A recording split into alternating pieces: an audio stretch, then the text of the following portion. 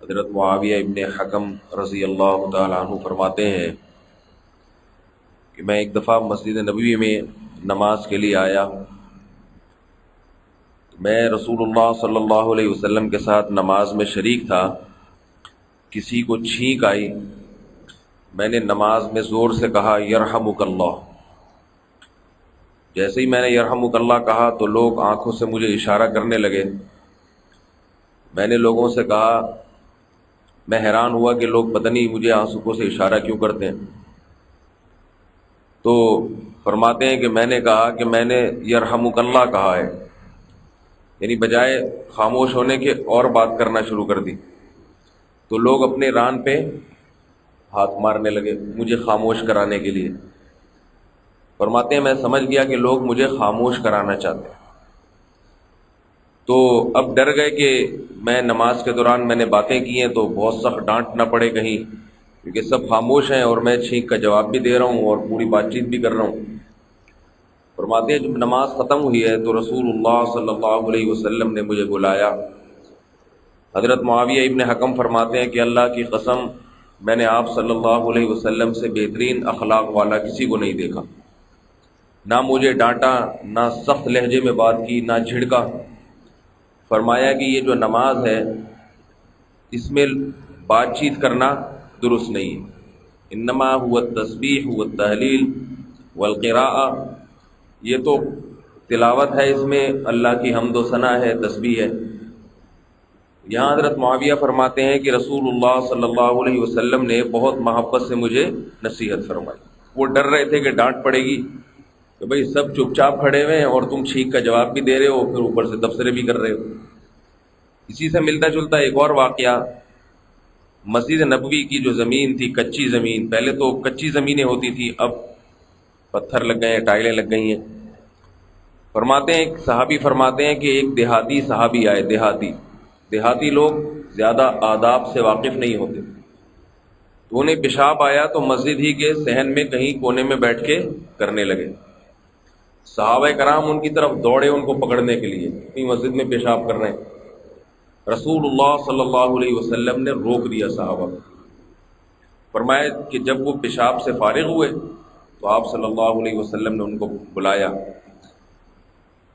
تو وہ بھی فرماتے ہیں کہ میں نے نبی صلی اللہ علیہ وسلم سے بہترین اخلاق والا کسی کو نہیں دیکھا۔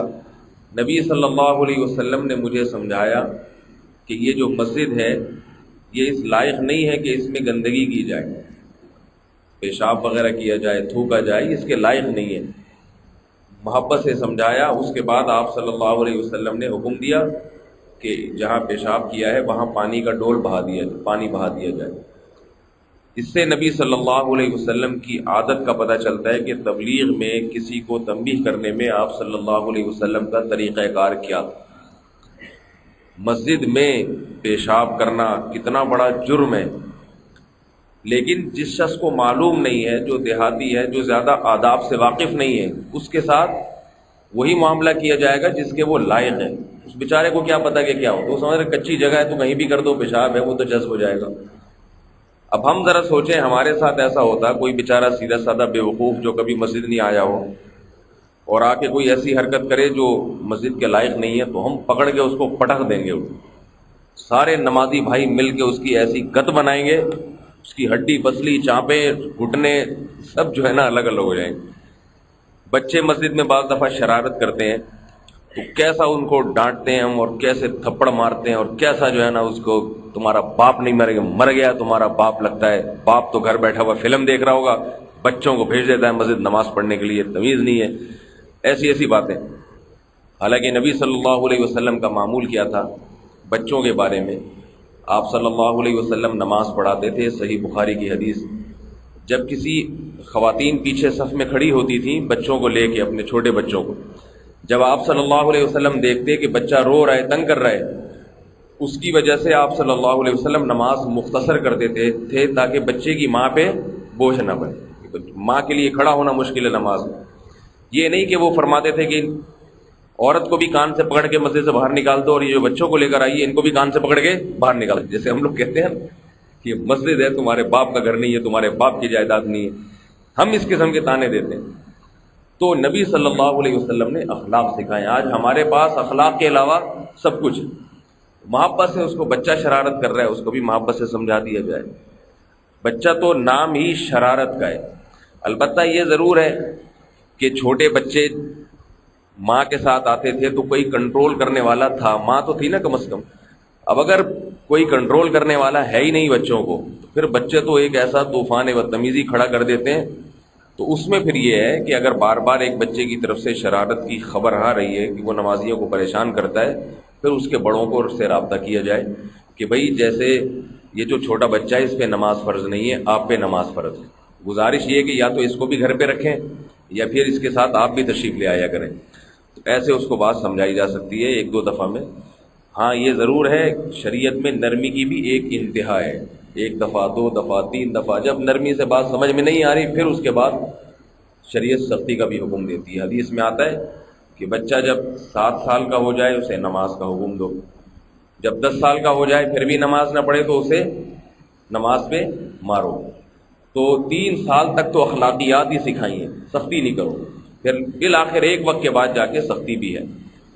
تو اس میں اصل جو ہے نا، اصل کیا ہے؟ اصل ہے نرمی، اصل سختی نہیں ہے.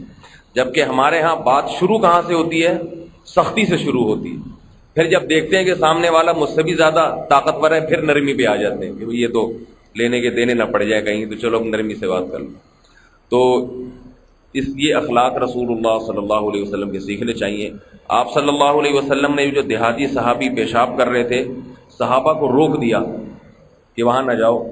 وجہ کیا ہے کہ اب جب پیشاب ایک دفعہ شروع کر دیا تو درمیان میں روکا نہیں جا سکتا. اگر وہ صحابہ پہنچ جاتے ہیں ان کو روکنا پڑتا ہے، اس سے نقصان ہوتا ہے. اب تو ہو گیا جو ہونا تھا، ہو گیا، اب تو پیشاب ہو گیا، اب تھوڑی روکا جا سکتا. تو ان چیزوں کا خیال کرنا چاہیے کہ مسجد کے ماحول میں تھوڑا اخلاقیات کا عنصر، مسجد میں بھی، گھر میں بھی، تبلیغ میں کسی کو بات سمجھانے میں تھوڑا نرمی سے کا معاملہ کرنا چاہیے. اللہ تعالیٰ سمجھنے کی، عمل کی توفیق عطا فرمائے.